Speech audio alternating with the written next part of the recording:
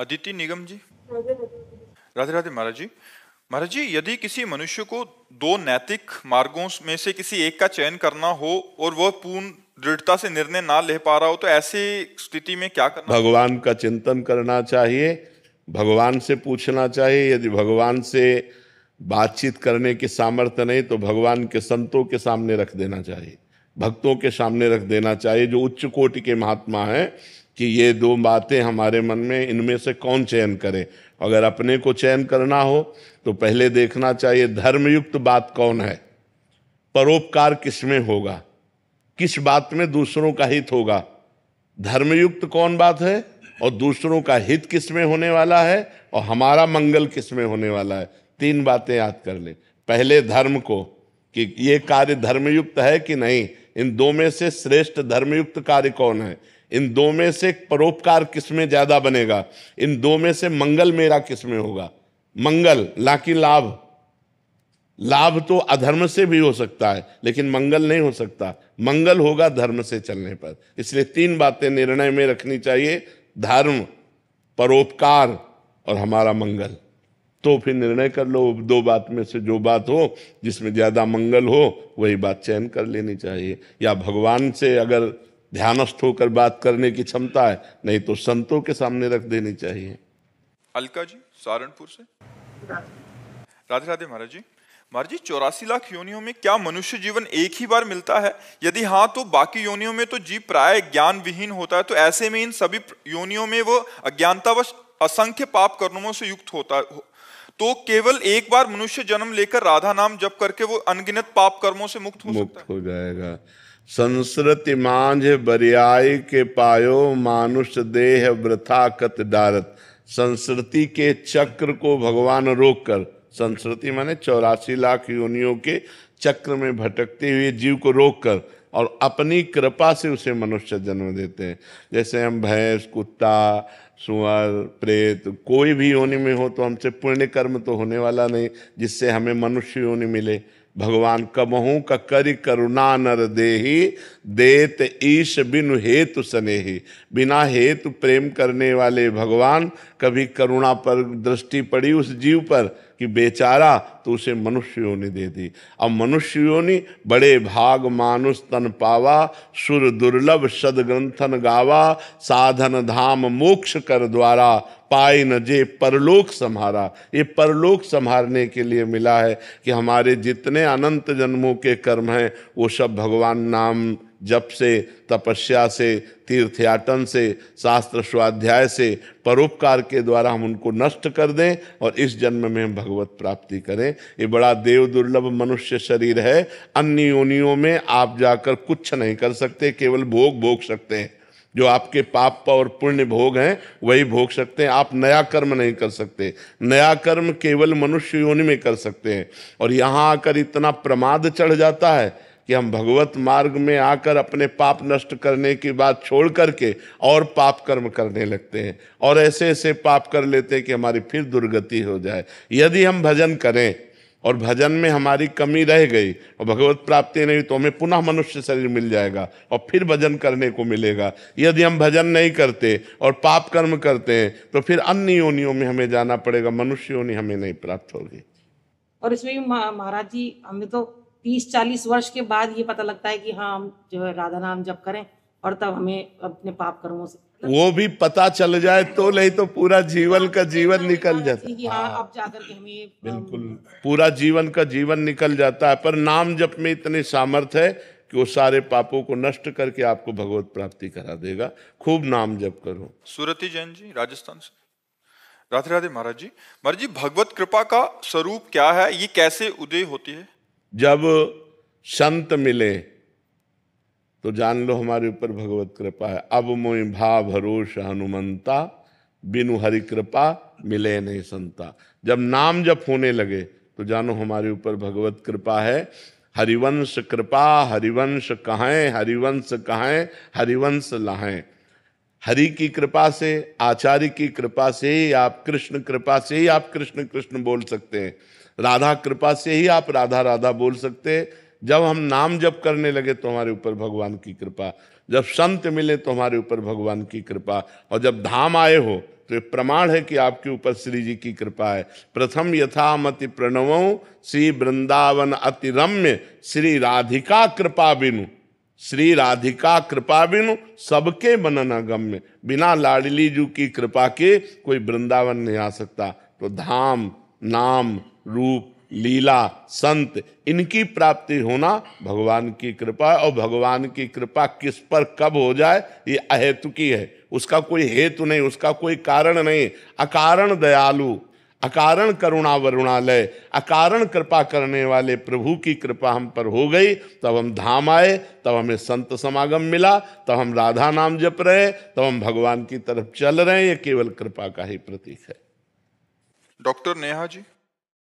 राधे राधे महाराज जी। महाराज जी, मैं एक आयुर्वेद चिकित्सक हूँ, 16 वर्ष से राजकीय सेवा में कार्यरत हूँ। प्रभु जी, वर्तमान में मैं अपने सामाजिक, पारिवारिक व राजकीय कर्तव्यों का पालन करते हुए यथासंभव नाम यत संध्या वंदन करने का प्रयास करती हूँ। समय समय पर देव दर्शन, तीर्थयात्र, मौका मिलने पर संत समागम भी करती हूँ।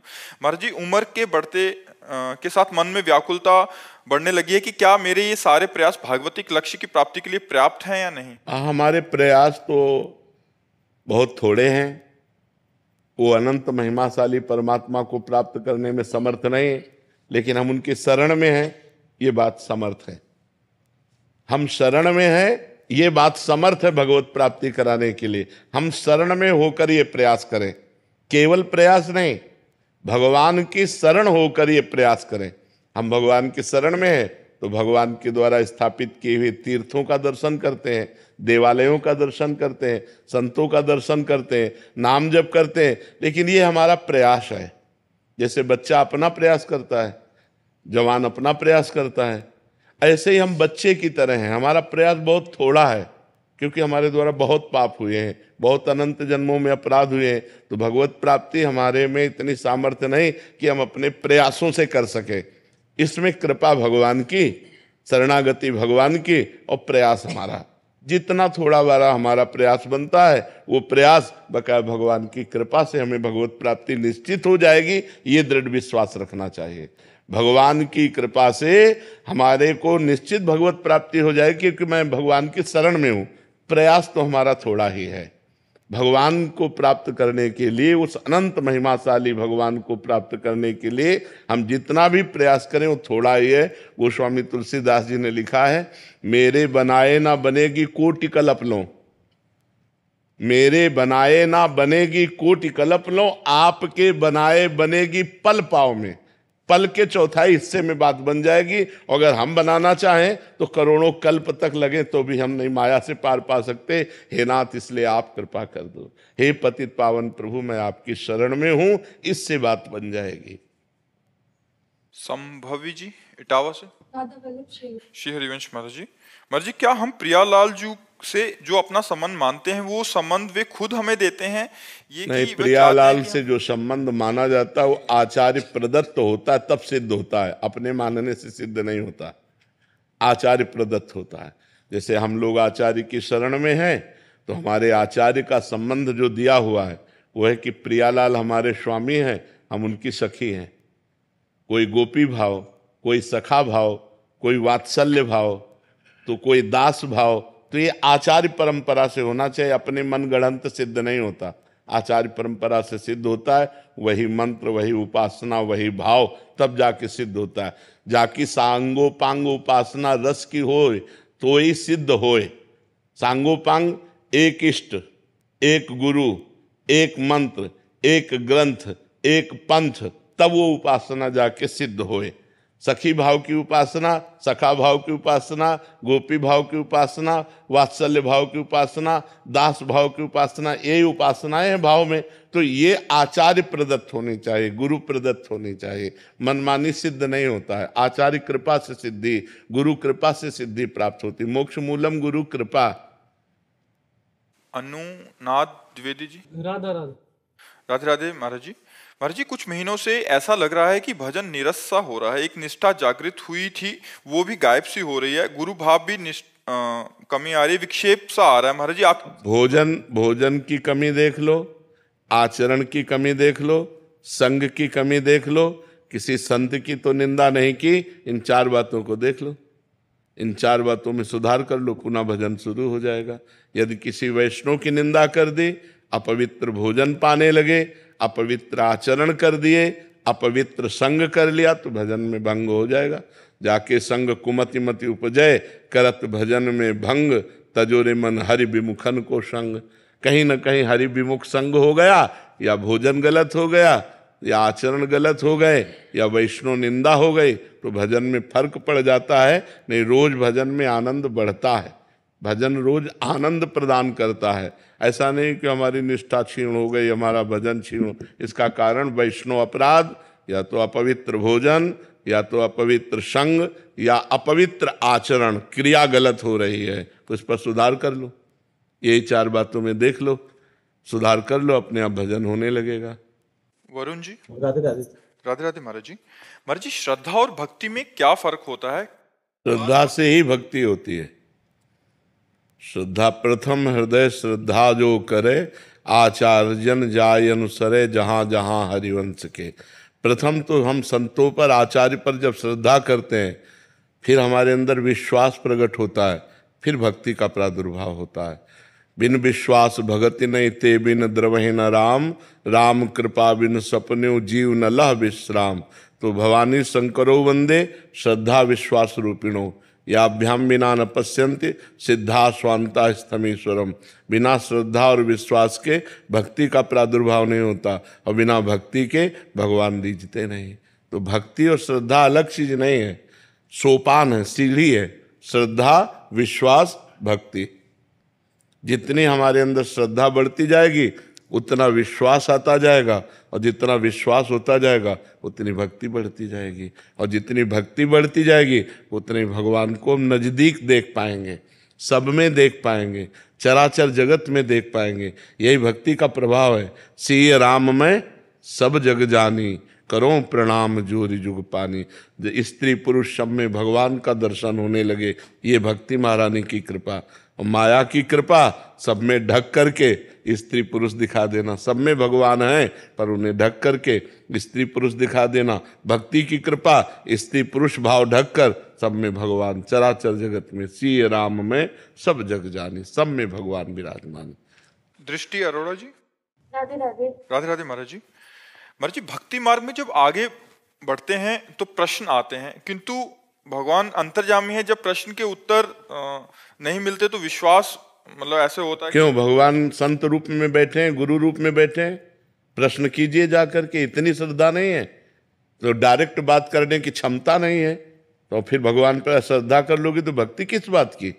संत रूप में भगवान बैठे हैं, गुरु रूप में साक्षात परब्रह्म परमात्मा बैठे हैं, हम उनके चरणों में जाएं, उनको नमन करें, प्रणाम करें, फिर जाकर प्रश्न करें, तब तो हमारी श्रद्धा भक्ति पुष्ट होगी। ऐसे कैसे कि हम भगवान से प्रश्न किए, भगवान ने उत्तर नहीं दिए। भगवान के उत्तर देने को तुम सुन सकती हो, उत्तर दिया तो है गीता जी में, संपूर्ण गीता जी उत्तर, संपूर्ण भागवत उत्तर, संपूर्ण वेद उत्तर, पकड़ो ना। ऐसे कैसे पकड़ सकते हैं? ऐसे नहीं, ये गलत सिद्धांत है, ये गलत बात है। संतों के चरणों में जाके बैठ के करो प्रश्न, उससे समाधान हो जाएगा। खूब नाम जप करो, तब तो भक्ति की वृद्धि होगी। 4 वेद हैं, उत्तर है, उत्तर तो भरा हुआ है। पूरी गीता उत्तर जी है, पूरी भागवत जी उत्तर है। आप उनको पढ़िए, आपके प्रश्नों का समाधान हो जाएगा। नहीं पढ़ पाती हो तो संतों से पूछिए, आपके प्रश्नों का समाधान हो जाएगा। स्नेहा जी। राधे राधे महाराज। राधे राधे महाराज जी। महाराज जी, खुद पर आत्मविश्वास नहीं है, इसको कैसे बढ़ाएं? नाम जप से। नाम जप से मन बुद्धि पवित्र होगी, आत्मविश्वास दृढ़ हो जाएगा। जितना गंदे आचरण करोगे उतने आत्मविश्वासहीन होते जाओगे। गंदा आचरण यहाँ तक कि अपने को करने के लिए भी प्रेरित कर देता है, और पवित्र आचरण कठोर से कठोर तप और दुख को सहते हुए भी वो भगवान के मार्ग में मुस्कुरा के चलता है। इसलिए नाम जप करो और पवित्र आचरण रखो। आचरण गंदे रखोगे तो नाम जप भी प्रभाव नहीं दिखा पाएगा। पवित्र आचरण और नाम जप, तो फिर आगे बढ़ जाओगे। अनामिका अंबर जी। राधे राधे। राधे राधे महाराज जी। महाराज जी, जब कोई ताकतवर व्यक्ति आपसे ईर्ष्या कर लगातार आपके जीवन में कोई ना कोई कठिनाई पैदा करे, आप तो सबसे बड़े ताकतवर की शरण में हो जाना चाहिए। सबसे बड़े ताकतवर कौन है? भगवान। उनसे बड़ा कोई ताकतवर नहीं, मिट्टी में मिला दिया, फाड़ के फेंक दिया हिरण्यकश्यप को। इतना बड़ा ताकतवर, त्रिभुवन में बड़े बड़े देवताओं को ऐसे खिलौनों की तरह बंदी बना लेने वाला हिरण्यकश्यप, भगवान ने ऐसे फाड़ के फेंक दिया, नरसिंह रूप धारण करके फाड़ के फेंक दिया, काट के फेंक दिया 21 बार दुष्ट क्षत्रियों को। भगवान परशुराम ने भूमंडल के 21 बार संपूर्ण राक्षसी वृत्ति वाले क्षत्रियों को काट के फेंक दिया। रावण के खोपड़ियों के फुटबॉल खेलते थे बंदर। सबसे बड़े शक्तिशाली की शरण में हो जाओ, सब ठीक हो जाएगा। भगवान की शरण में हो जाओ। जो भगवान के भक्त को सताता है फिर भगवान देख लेते हैं। इसलिए हमें भगवान की शरण में हो जाना चाहिए।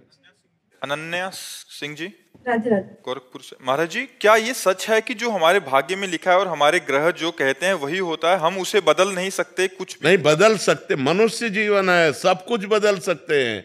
ये बात नहीं, ये बात सत्य है कि जो हमारे भाग्य में लिखा है और हमारे ग्रह नक्षत्र विपरीत हैं या अनुकूल हैं, उनका फल हमको मिलता है, लेकिन हम उसको बदल नहीं सकते, ये बात नहीं है।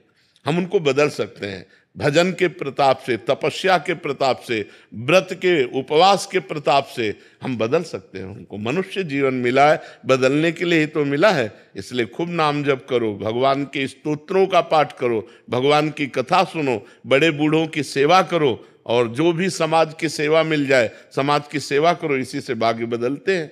भाग्य क्या है महाराज जी? भाग्य है पूर्व में लिखित दुख सुख। पूर्व में लिखित है कि तुम इतने समय अकाल मृत्यु को प्राप्त होगे, इतने समय तुम्हारे कैंसर होगा, इतने समय ये होगा, पर आपने परोपकार किया, भजन किया, तप किया, हो के खत्म हो गया। झटका लगा कि ये मर गया, वो बच गया। वो बचाने वाला है। वो कहां से कैसे क्या विधान बनाता है, वो बहुत बड़ा खिलाड़ी है, बहुत बड़ा खिलाड़ी। उसी की शरण में हो जाओ, नाम जप करो, भाग्य बदल जाएगा। पूर्वी जी, कर्नाटक से। राधे राधे। राधे राधे। महाराज जी, अगर कोई व्यक्ति दूसरे व्यक्ति से क्षमा और सुधार का अवसर मांगे और उसे वो सत्मार्ग पर आना चाहे तो वो अवसर देना चाहिए?